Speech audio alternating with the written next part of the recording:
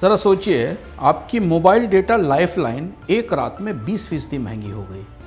Airtel और जियो ने 249 रुपये वाला बेसिक प्लान ख़त्म कर दिया है और अब डिजिटल इंडिया के मेले में एंट्री शुरू होती है 299 रुपये से।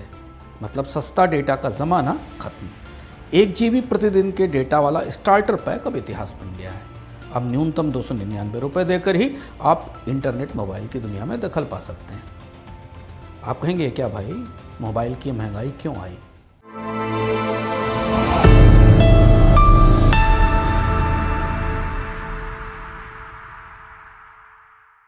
आरपू जानते हैं आप में से बहुतों के लिए लफ्ज़ अनसुना होगा, मगर एयरटेल और जियो के लिए यही सब कुछ है।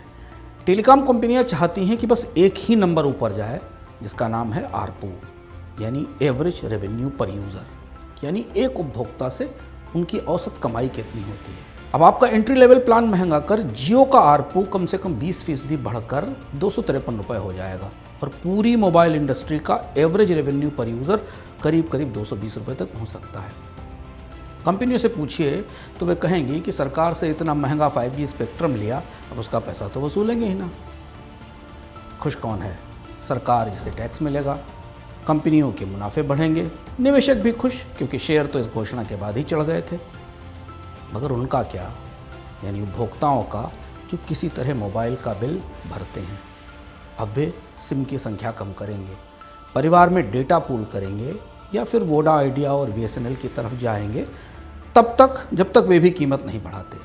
आरपू बढ़ने से सब्सक्राइबर घटते हैं, लेकिन अगर आपके पास हर महीने मोबाइल का बिल भरने के लिए 300 रुपये तक नहीं है तो एयरटेल और जियो को आपकी ज़रूरत नहीं है। अब बाज़ार पर उनका कब्ज़ा है तो उनकी ही चलेगी। और ठहरिए, अगले कुछ महीनों में मोबाइल की महंगाई और बढ़ेगी।